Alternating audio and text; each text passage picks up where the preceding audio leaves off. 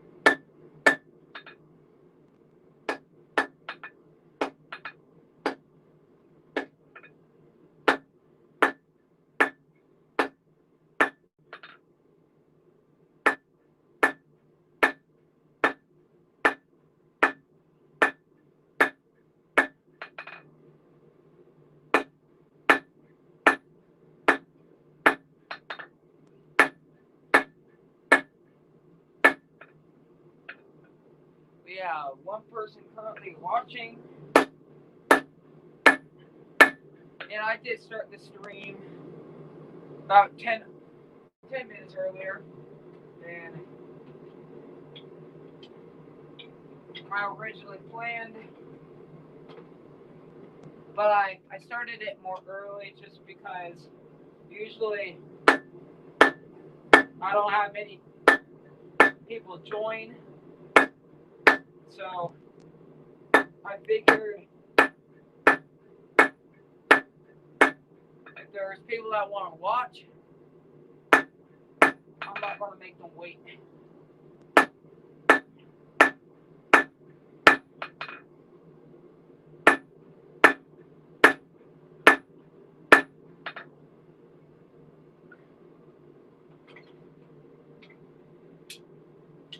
So since we have two people watching now, I'm going to explain what I'm doing for these forward spike knives. So, of course, base material that I'm going to be making these out of is just a railroad spike. Um, Understand, I'm not making these knives to be functional knives. They are a decorative piece. This is basically a block of 5/8 inch steel of mild, just 5/8 inch mild steel.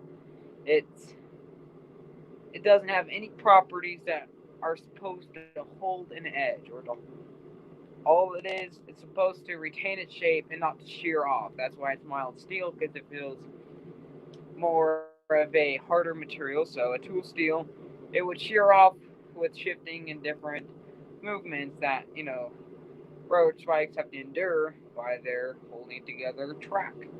Um, but these are being made as a decorative piece, which I am actually giving to a few scouts from my Boy Scout troop that won a competition that we had recently. So I'm going to be doing this maybe a little bit more different than most people do it, where I'm actually going to be making the blade come out on the outside of the actual head of the railroad spike, and then I'll twist it up to then get it to the blade to be on the inside with this acting as a bolster there on the end.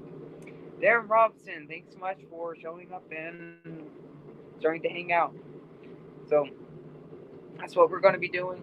And so right now I'm working on just drawing out the blade into shape, which is actually harder than you might think because I'm going to be having to use very heavy blows to be able to make sure that this doesn't mushroom in, but it pushes that center out. So steel's hot. I'm going to hammer, and I'll turn you guys back so you can see.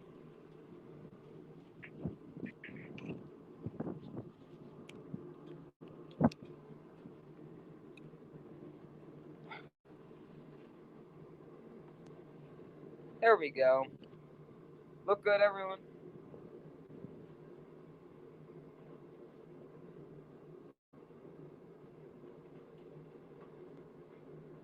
I'm going to start by isolating my material on the round side of my anvil.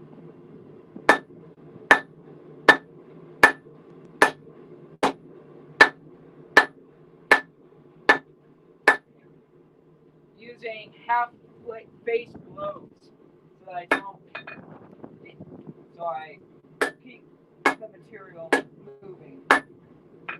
Now that we have it isolated off, I'll then work on drawing it out.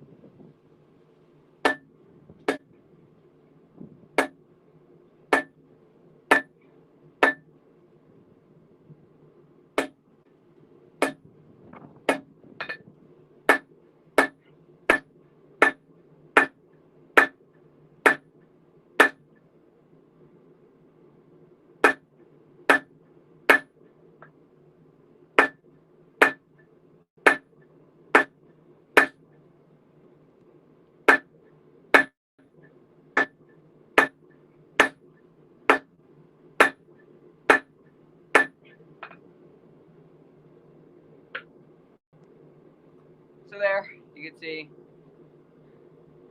how we're drawing it out.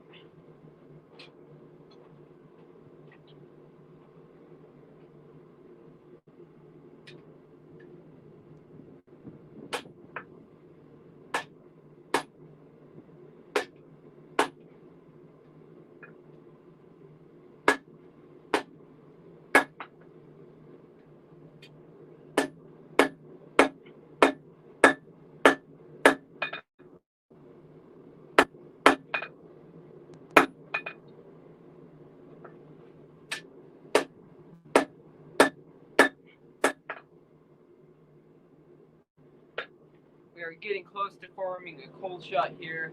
So I'm going to stick it in the vise and use a file to remove the material that's about to form a cold shut before it causes a cold cold shut and have to basically scrap the project.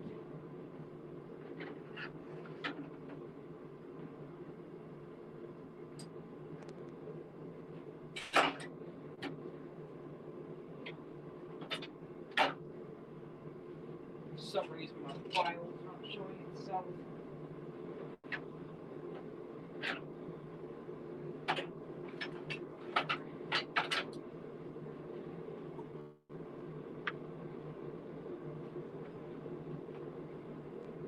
For some reason, I'm not able to find my Farrier's rasp or my file.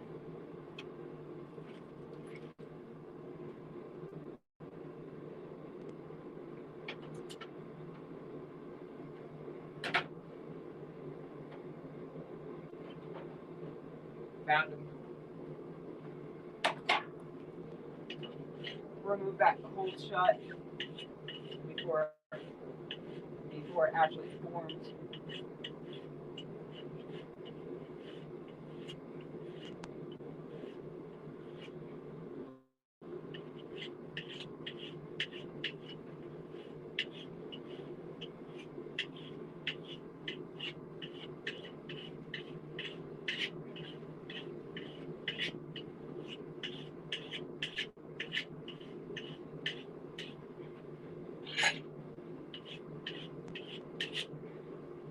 And I'll move you guys over here so that you guys can maybe see what I'm doing here. My camera cooperate. Come on.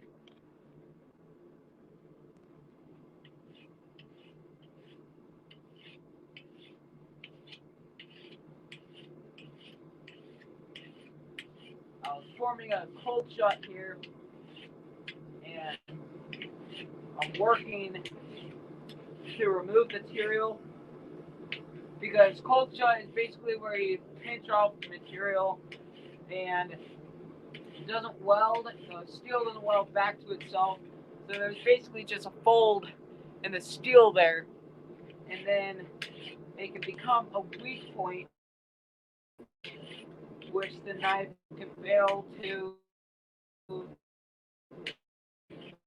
and it is functional.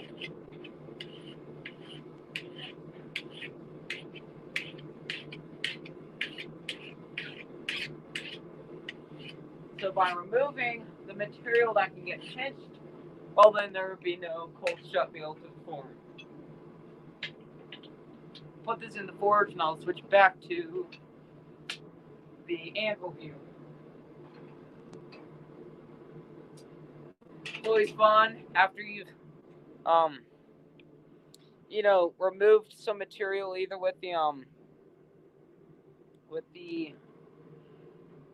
file or the Farrier's rasp. Whenever you stick the metal back in there, it likes to kind of sparkle, so that's kind of good.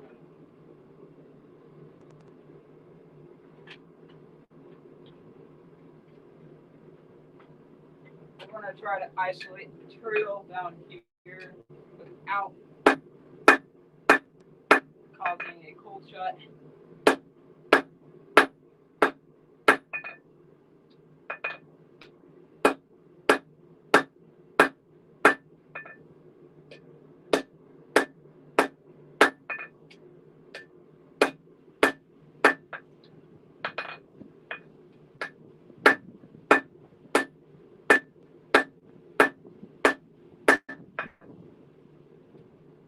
And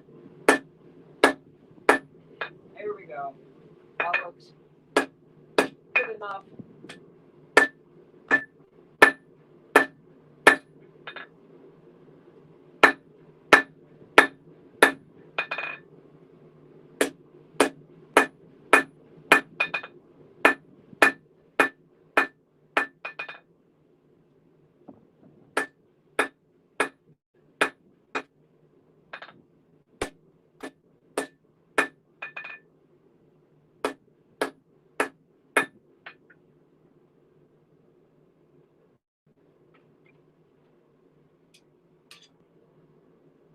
So right now, I'm just using my German 3 pound bulb or cross peen.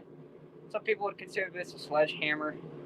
Um, I'm using it because it moves material really fast. And if I were to be a blacksmith and I were to be working all day hammering on stuff, a 3 pound hammer would wear me out probably in the first 2 or 3 hours.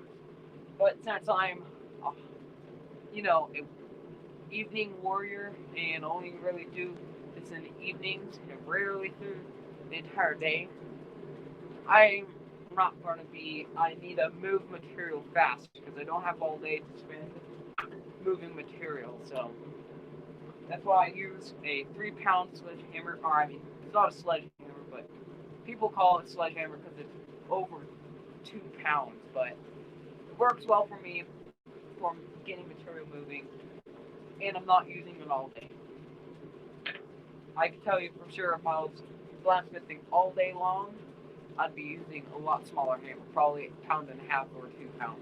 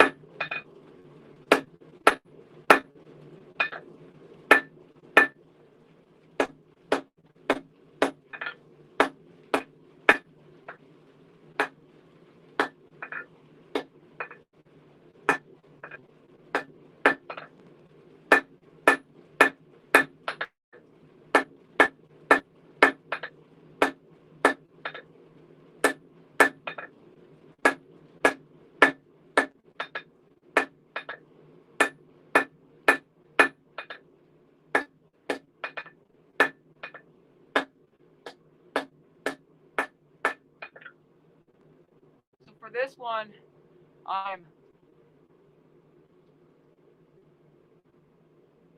so barehanded. I feel I can grip the hammer better. While if I'm wearing gloves, it wears me out quicker because I'm having to use more force to overcome the whatever material the glove is to be able to then grip the hammer.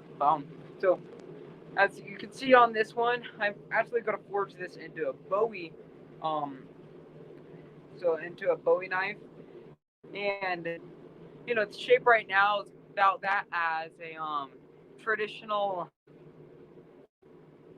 sacks, the Viking sacks. But then what I'll do is, so the bottom part here now, where the tip is kind of pointing down to, will then get hammered into a bevel, which will then send that tip up, giving you that traditional Bowie knife. Thank you, country boy. I will probably forge a sword in the future, but I just don't have the materials.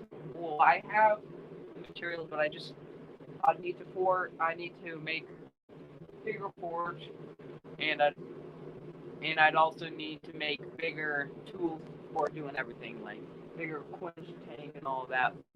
Yeah, we can try it out.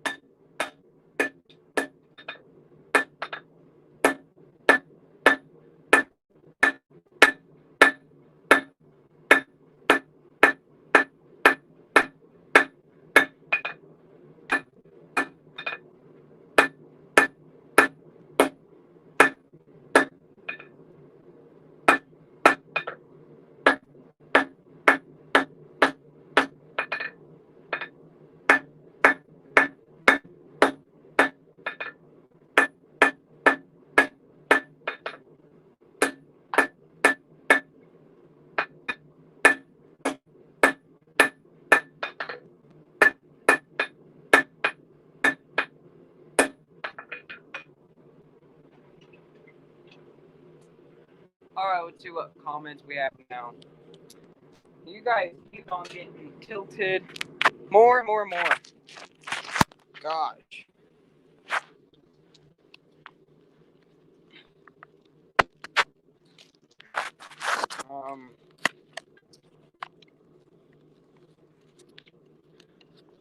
I guess my redneck camera system is not working out the greatest.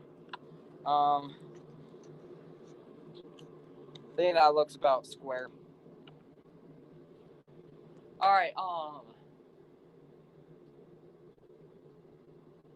exactly, Crispy, you were exactly right.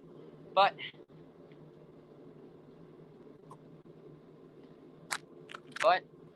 I'll try it one of these days. Magic of moving deal. Definitely.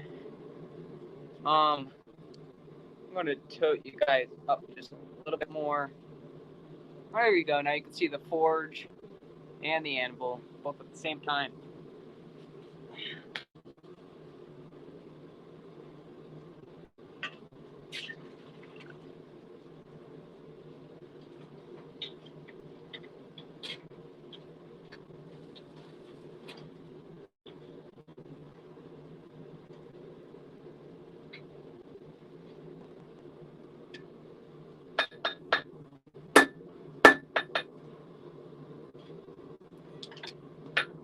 That did not work.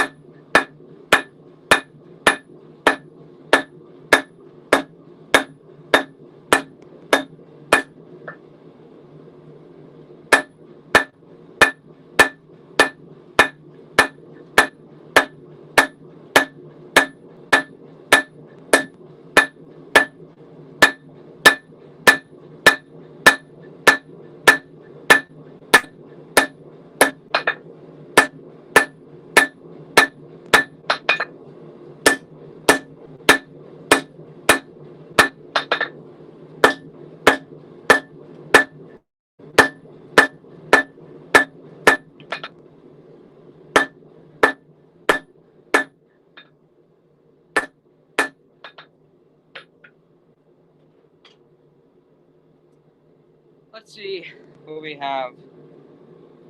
Besides my phone still not liking me, or my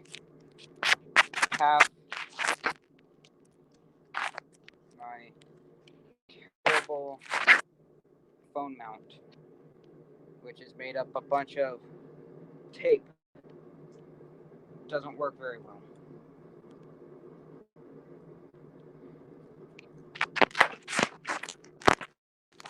Which is fighting me every chance you can. Alright. Not looking like there's any more comments right now. So we'll keep on forging.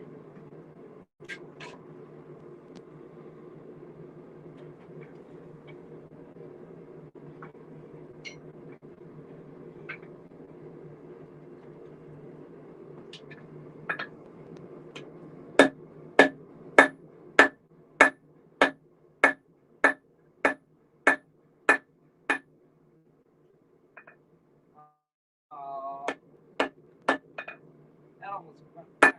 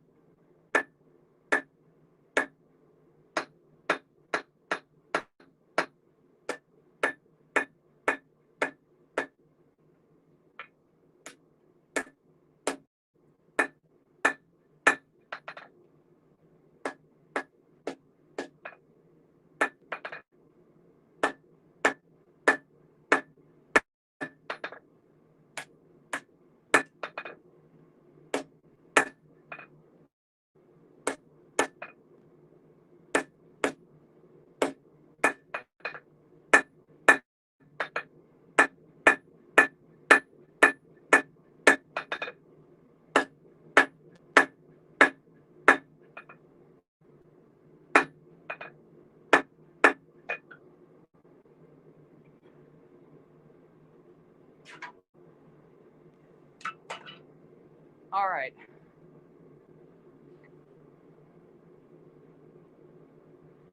So, country boy, do you weld on your um own knives at all? Um,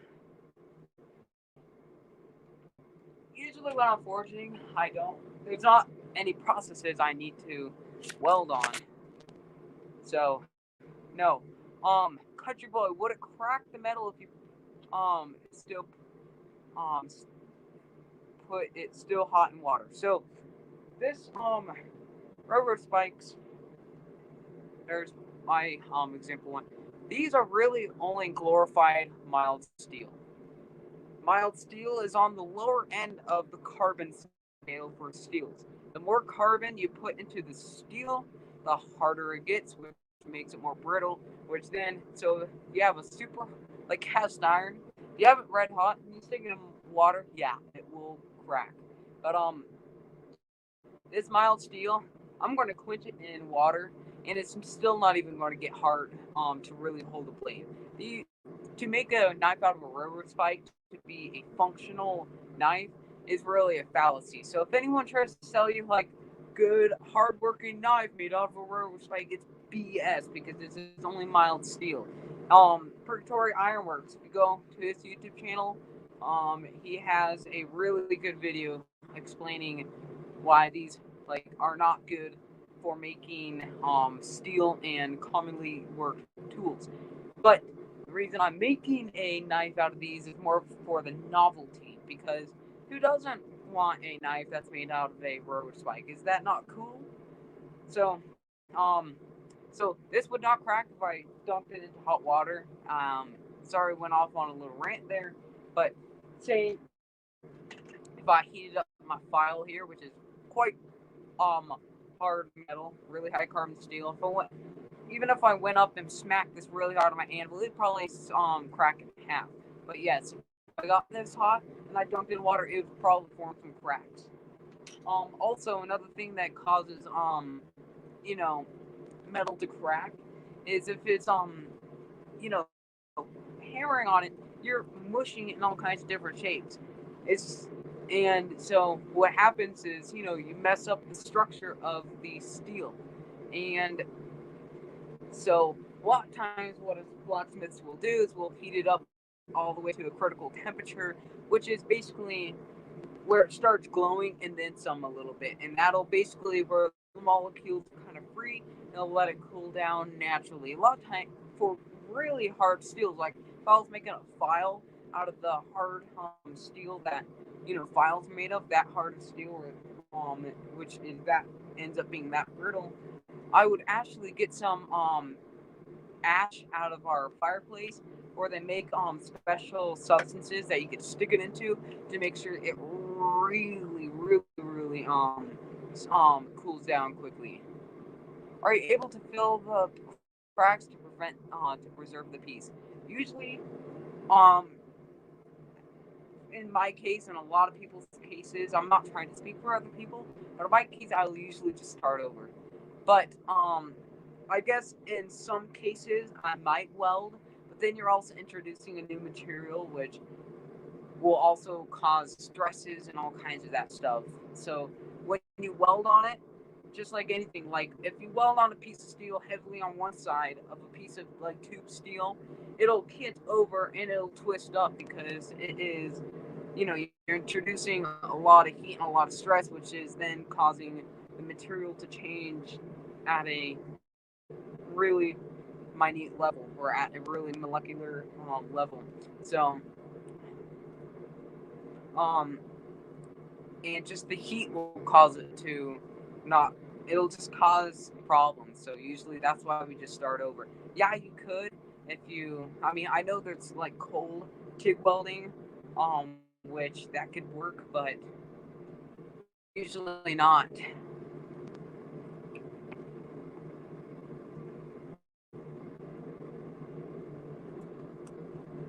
So yes, it kind of would have to be compatible in a bit ways, but it's kind of hard with that. Well, I will tell you, this will answer your question well. A knife I'm just going to start over if it cracks. While this hammer here, this was the first hammer me and my dad forged out here in our blacksmith shop area. We isolated the heads here way too much. That was beginner's mistake. Hammering really, really hard caused my flat face here to break off. And so I took it to our welder. I hammered down a lot.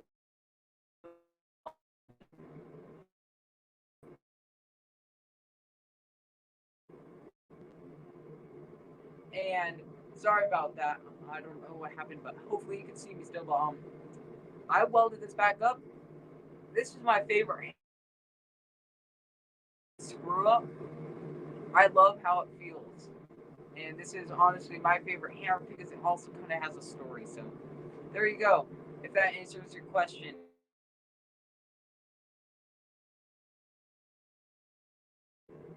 In certain cases, yes. I guess it really depends on the amount of material and the material working with. Because this isn't as hard as, say, like, doesn't make it crack as easily from the heat differential, while a knife probably you'll have problems with.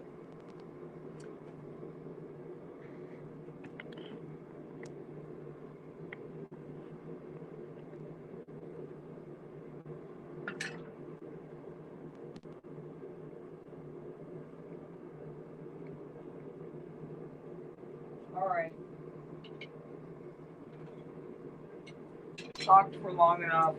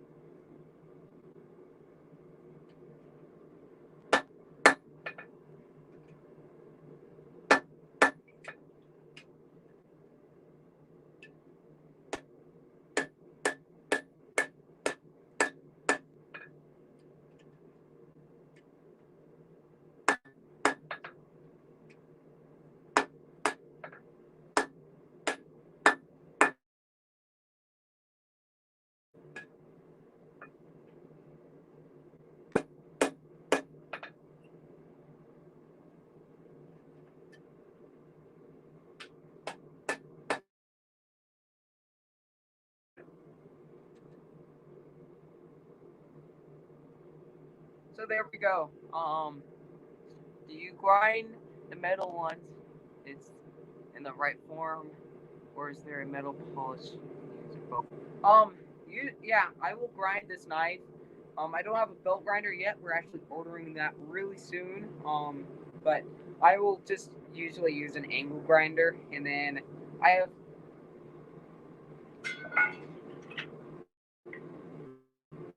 these nifty polishing wheels for the angle grinder. They come in from 40 grit all the way up to 600 grit, and they leave a really nice polish. And then I also have a buffing wheel with polishing compound to get it to that extra sheen.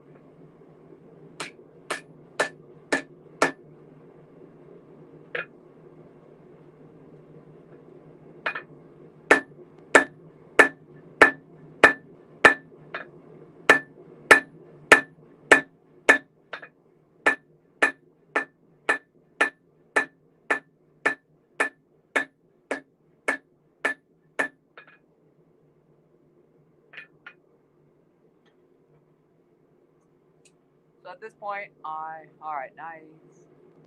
Um, thank you. So this knife, I'm using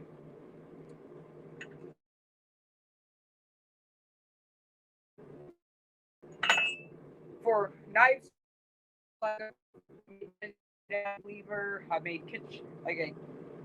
kitchen knife. I've made like skinning knives.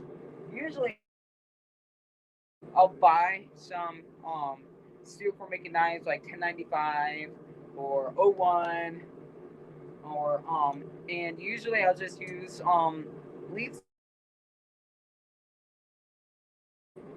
and yeah, it's cheap.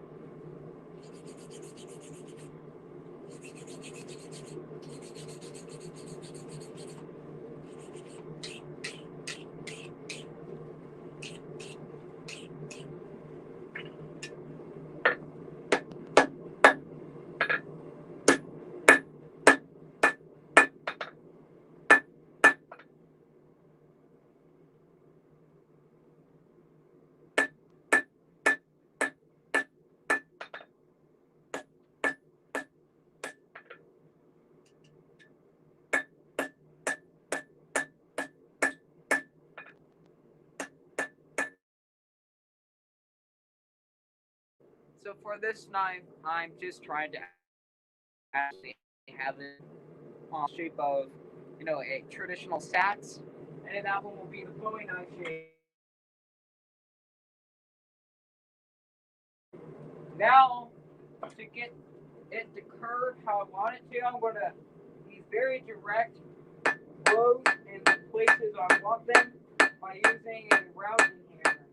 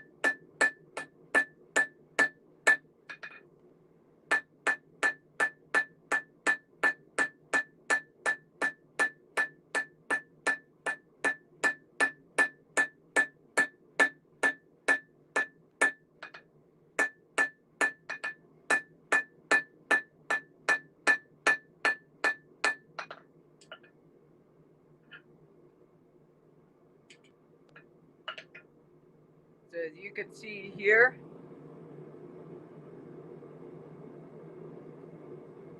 we're starting to get that shape. Still going to need more refinement, but we are getting there.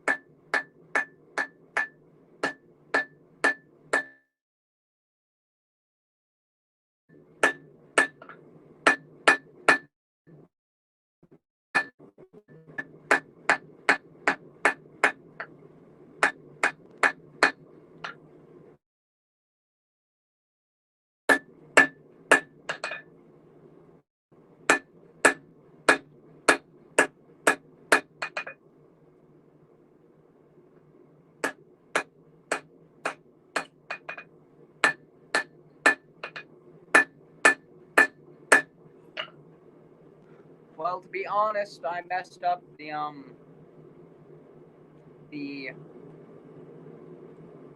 where I need to put the metal for this one, so this one's not going to turn into a sax, it's just going to turn into another Bowie knife.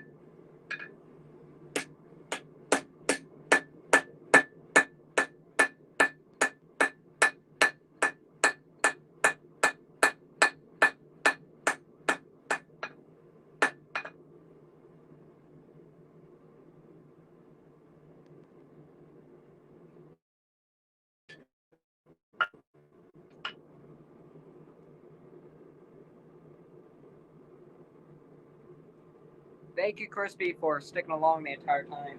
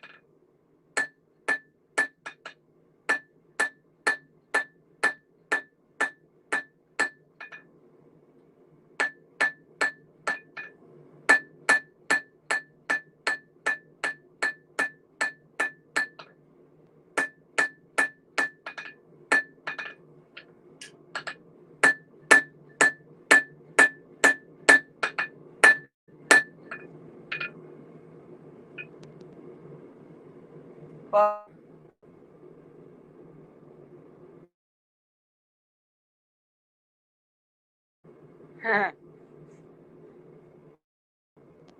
pretty funny, Crispy. So I'm just giving it kind of an organic curve.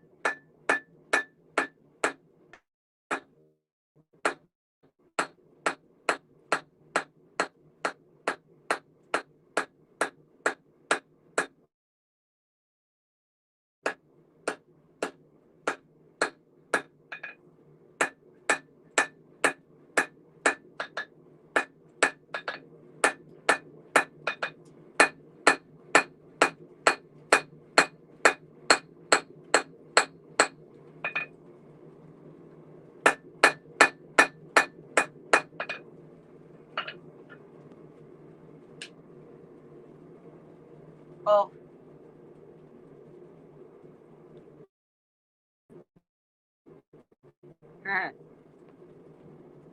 funny, crispy. So there we go. That's kind of the curve. I think I'm gonna make it a little less curvy. Um,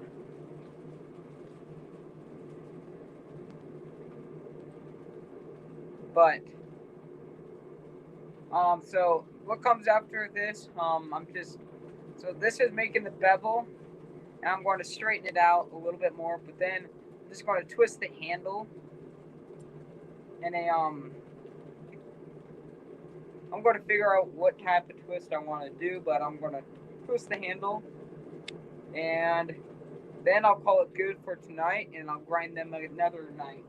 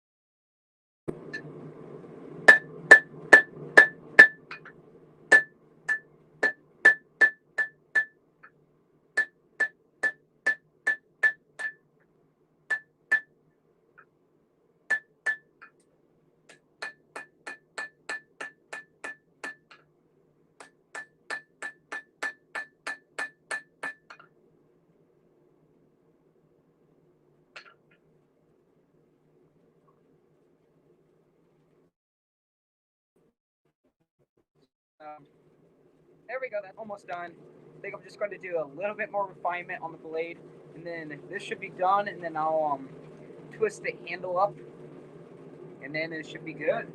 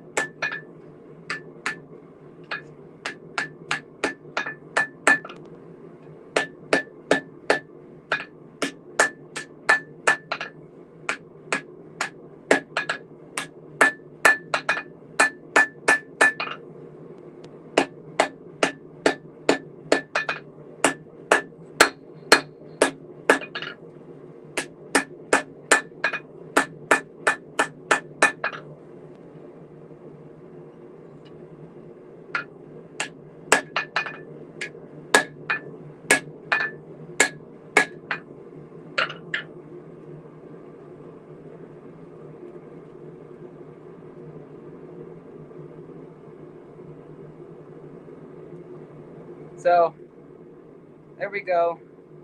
I think that's about the form I wanted to get, and then I'm going to cant the blade over a little bit more, this way over the handle, and I think I'll be good with this blade to then twist the handle up.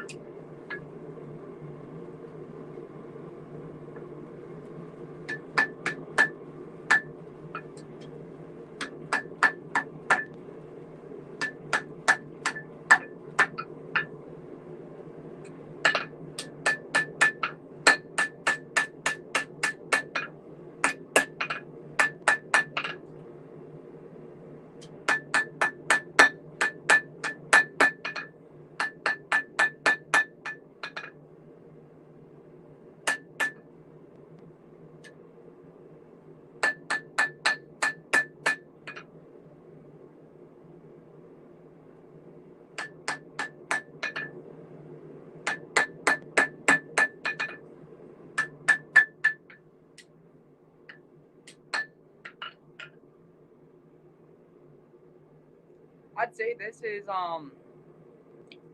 pretty pretty much finished. I'm just gonna get the blade nice and straight because it's got a little. If I can aim that right at the camera, we'll get it mostly straightened up, and I'll twist the handle, and then I'll brush it up real good, and then quench it, and then grind it.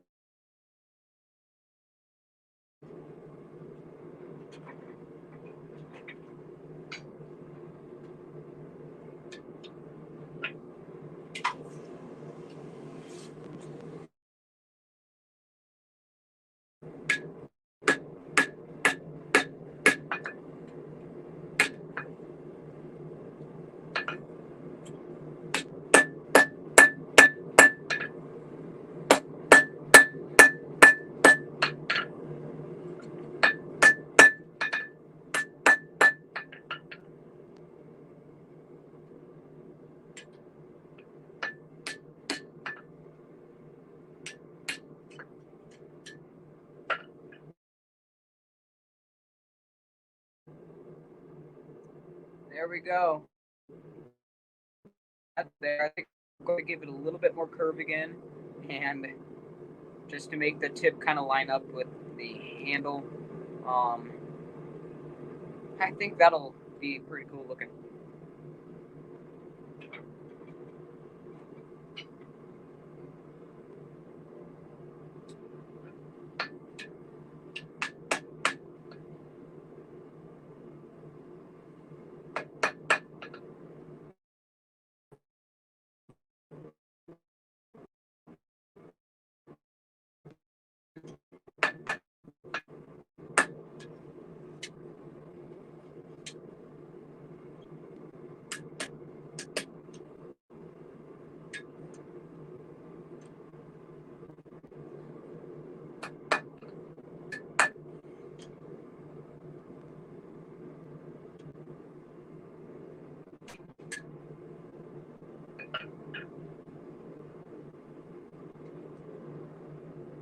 Voila. Crispy, I've been blacksmithing, I want to say probably three 3 years now. Yeah.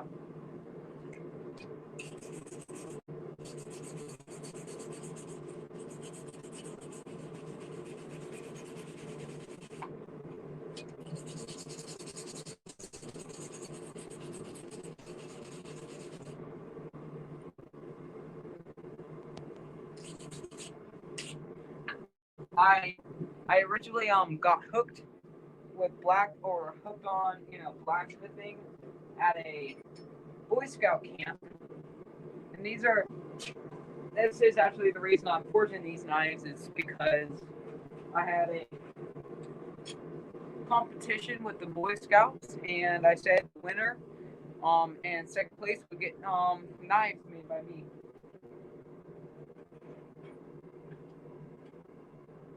So right now I'm just making sure to hold up to my promise.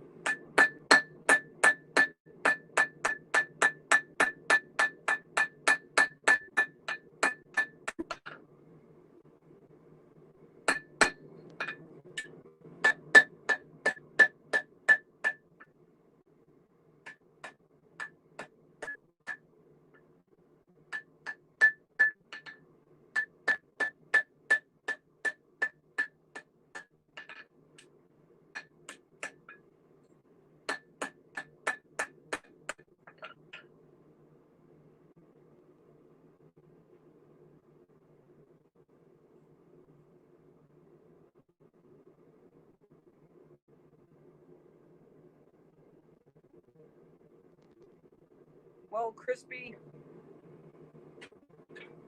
I'll tell you this. The reason I stayed on with blacksmithing so long is the number one. I really, really actually enjoy it, and I guess that's the main reason. And you know, what actually, kind of caught my eye. Besides the fact that you're hammering hot steel, I mean, you know, that's just cool and all. But besides that appeal to it, blacksmithing, it, it's the base of all society. With the black off the anvil here, not specifically this anvil, but an anvil doesn't necessarily have to be this shaped object with the horn and the flat face with the hard hole and the birch hole, with the feet swooping out, with the horn and the tail main body. It doesn't have to be that. We have our striking anvil over there, which is a mild steel sitting on a stump, or we have that anvil there I need to redo. Um, but what really caught me into blacksmithing is the fact that blacksmithing is the base of all society. It started by one of our early ancestors taking originally it was copper and they melted it, but it turned to a person getting rocks, heating them up, and smashing them together to basically then create steel, or actually wrought iron, and forming the tools that they use. And then as we got more advanced, off the anvil, the tools off the anvil are what has built all society today. And like the tools for the carpenter have come off the anvil, and everything has kind of spiraled off of the anvil.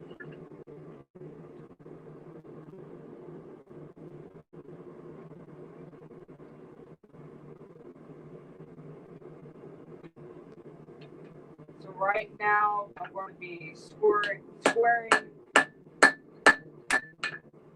the handle up so that it looks good when we twist it. It has nice looking corners.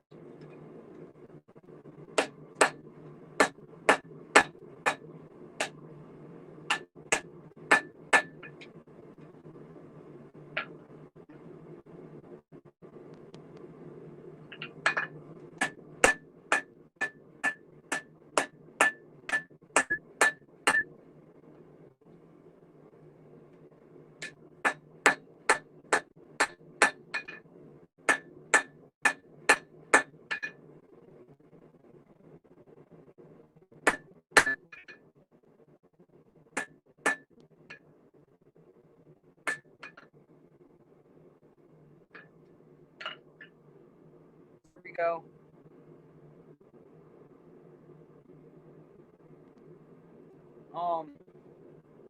Handle's pretty squared up. I think I'm just going to do a simple, like heavy twist on it.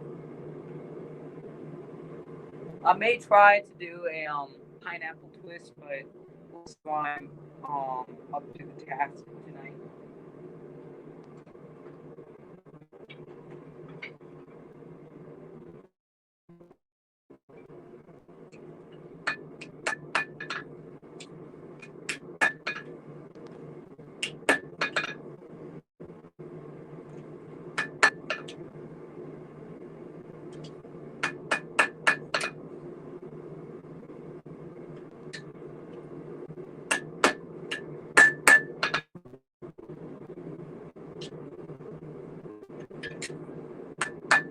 That looks pretty freaking square to me. So we're also going to twist it.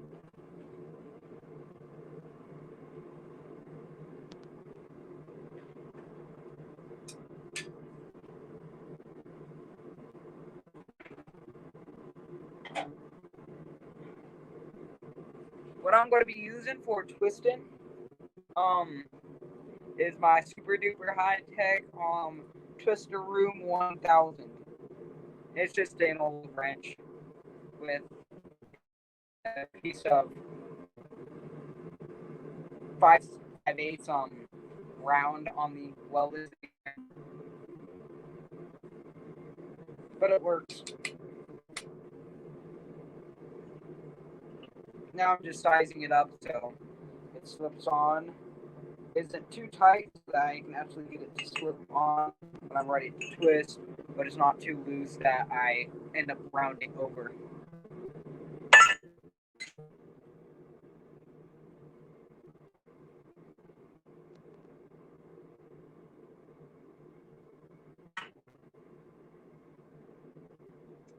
All right, I'm going to put you over facing the magnificent show right now, or which will become the magnificent show of twisting the knife up.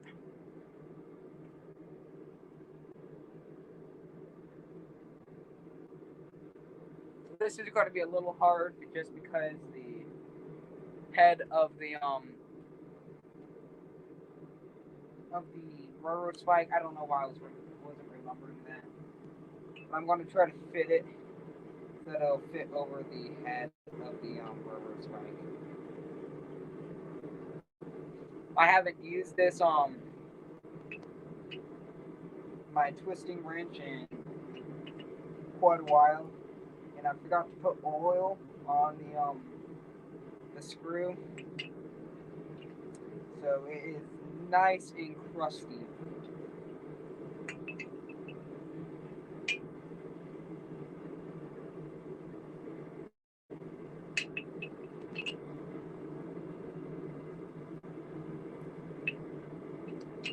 Too far. Fine adjustments here. Alright, that should work.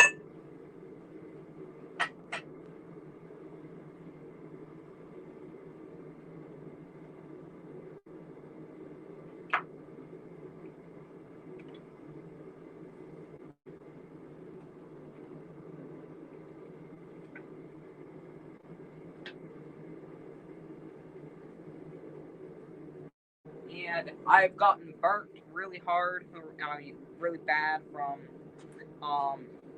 twisting stuff before because it slips out of the vise somehow. It just wobbles around, so I take off my nice snappy on hoodie so I don't burn it because, yeah.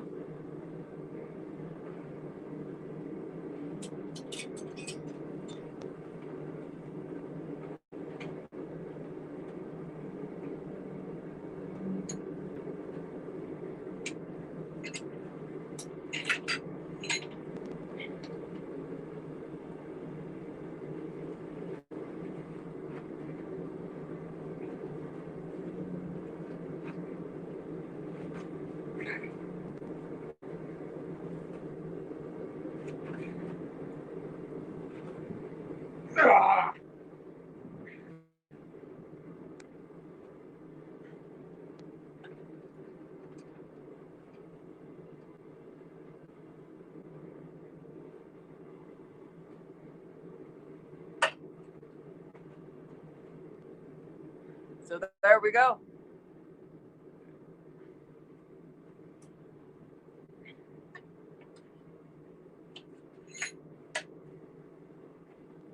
Let's brush it off real quick.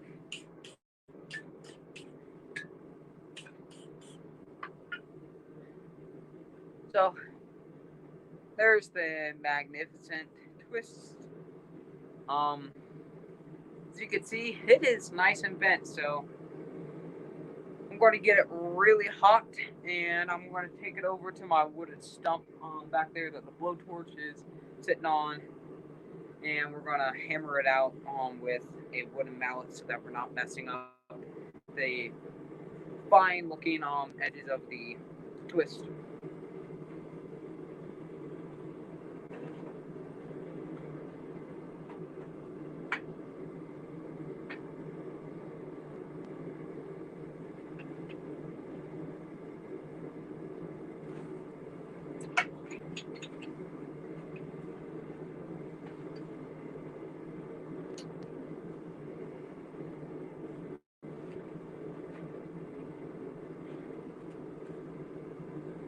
So,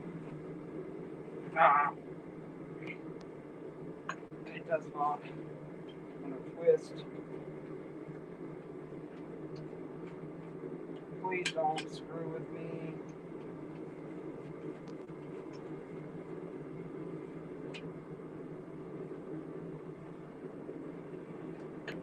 We're gonna try this again on this one.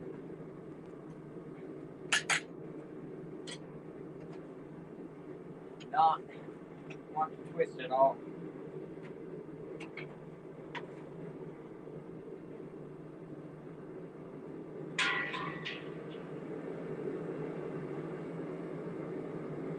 And we're cranking up the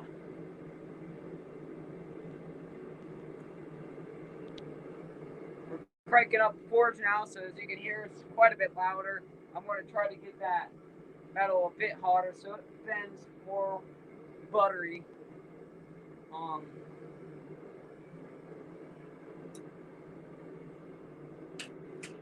But here's the wooden mallet I'll use. I actually made this wooden mallet. The head is actually made out of Christmas tree.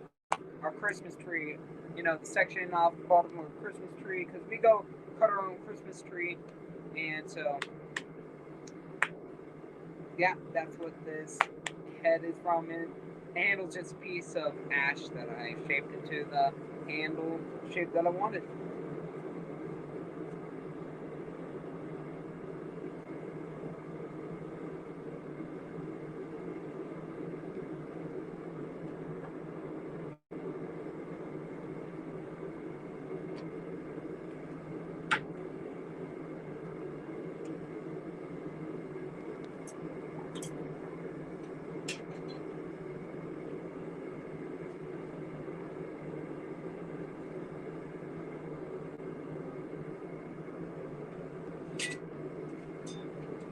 We're also going to switch to these on V-bit tongs.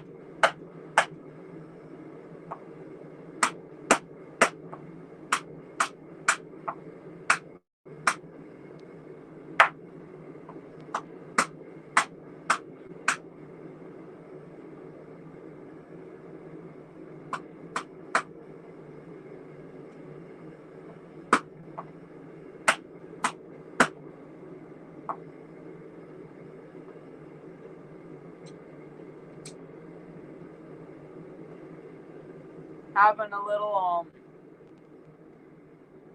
trouble getting that canted over, but we're getting to it.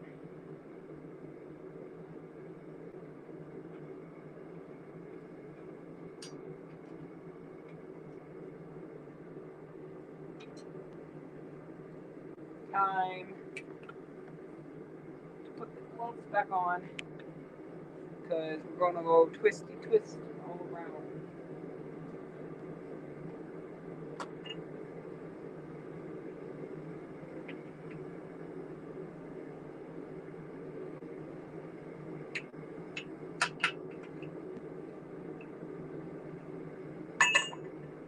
Looks good to me. We got a little bit more heat, so we should do just fine this time.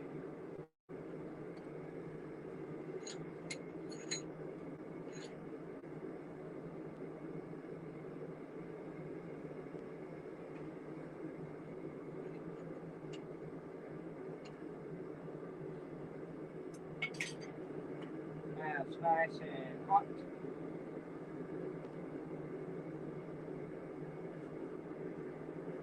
And it is just wanting to twist over. Or mushroom over. Come on.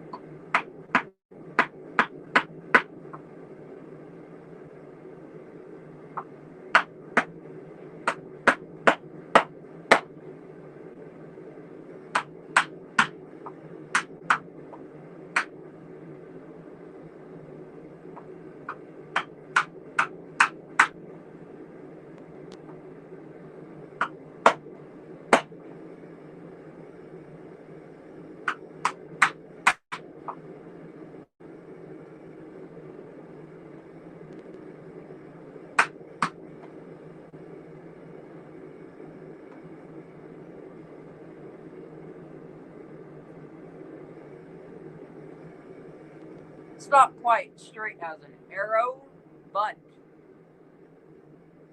you know, it's got enough bend to give the character, but it's not too much bend that it just looks kind of, you know, like trash. And I'm not making any money off of it, so I think I'm happy with how this has come out. We'll heat it up, give it a good water quench to get most of the scale off, and then we'll heat it up and give it an oil quench just to kind of give it a get some oil into the pores of the steel to, you know, get it to stay clean for a long time.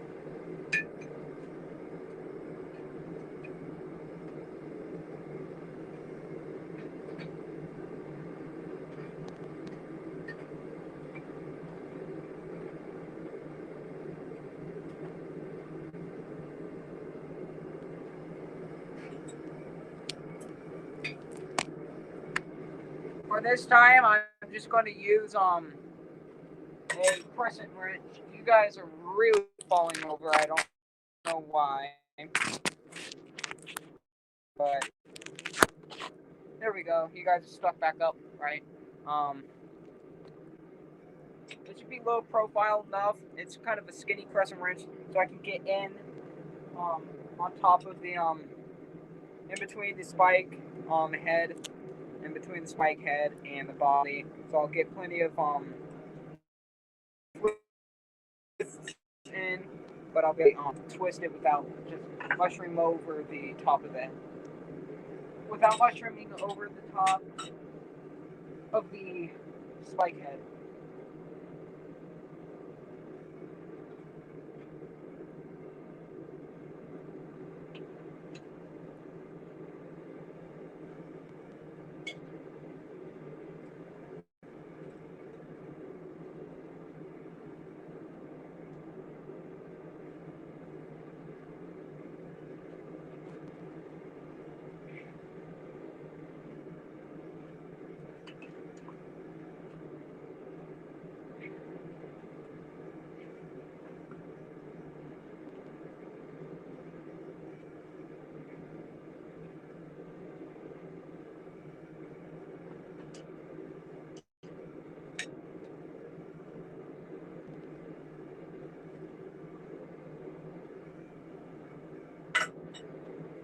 Looks good to me.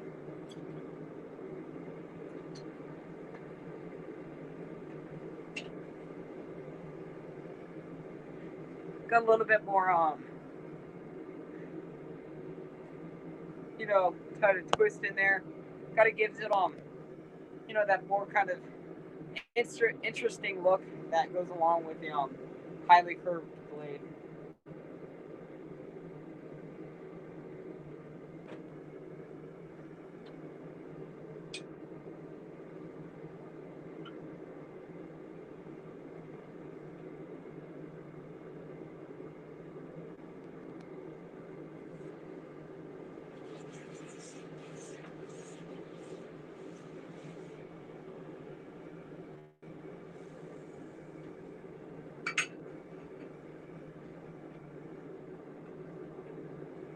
That works pretty well to get a lot of that scale off. Stick it in the vise here to brush it pretty heavily.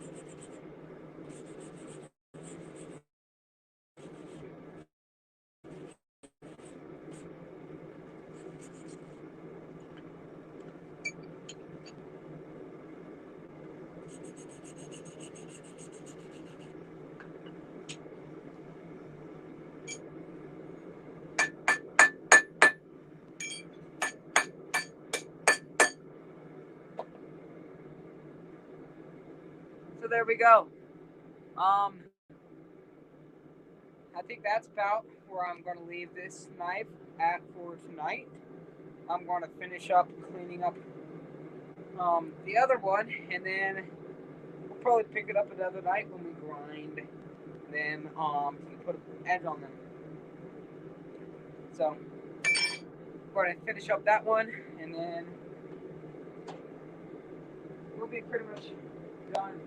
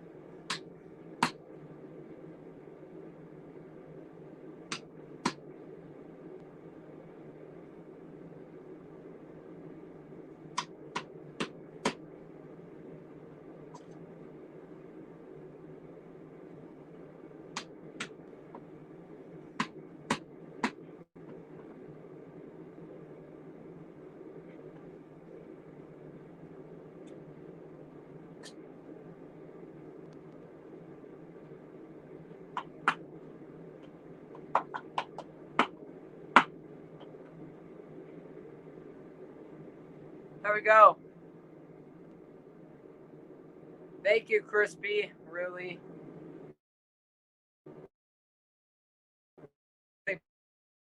appreciate you. Um,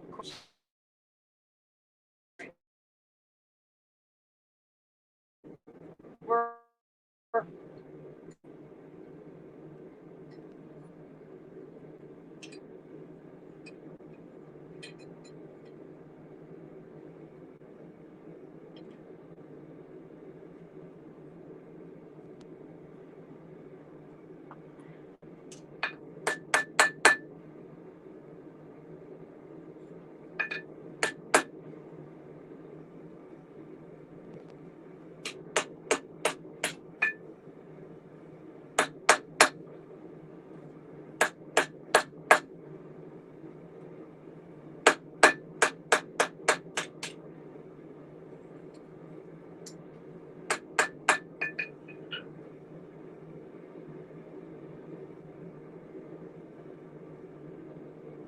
there we go.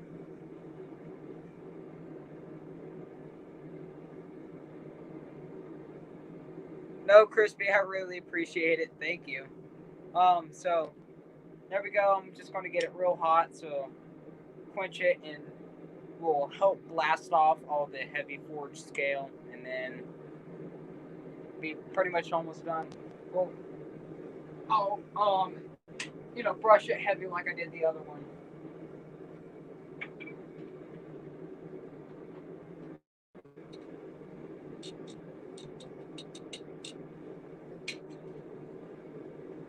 But while we're waiting for that to get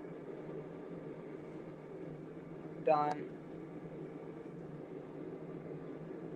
so get you off this a little bit more. It's still a little toasty. I didn't quench it all the way cold, but you know, it's almost there.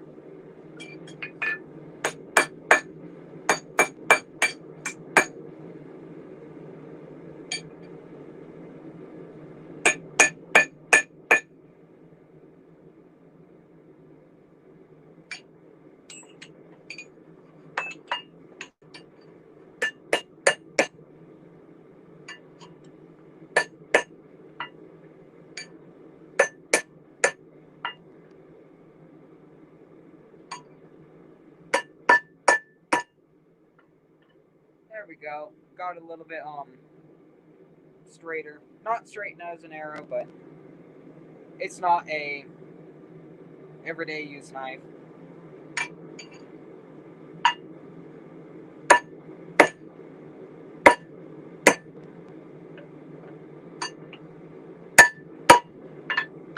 I mean, in all honesty, I wouldn't even use this knife. Um, Besides just hanging it up, it's not meant for using. The steel's just not good for using. I mean, works as a really, really efficient hand warmer. I mean, yeah, you can play hot potato with that.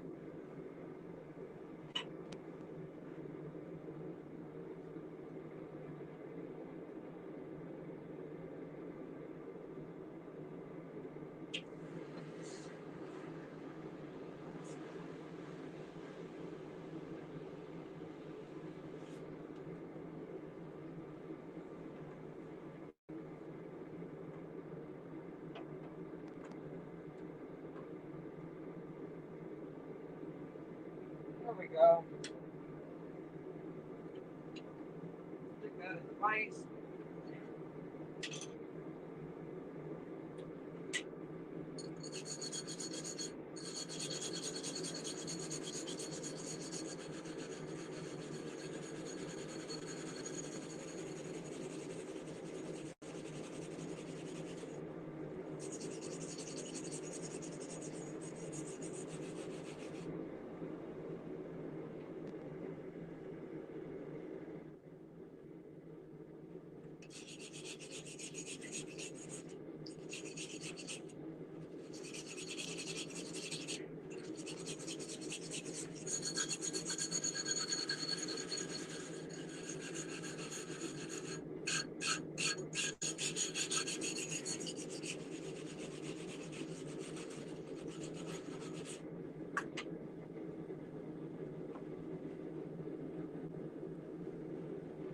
All right. Round.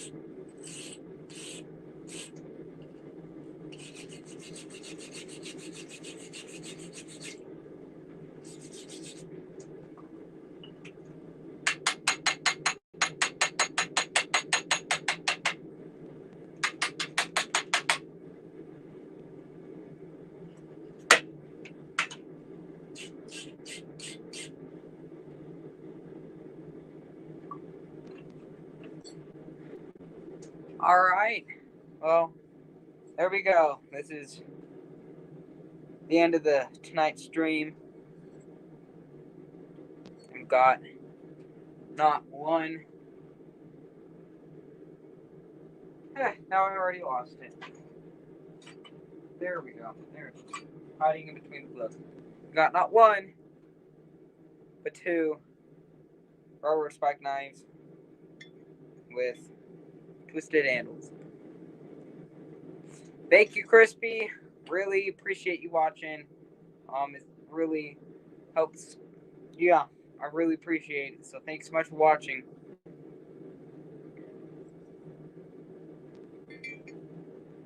Good night, everyone.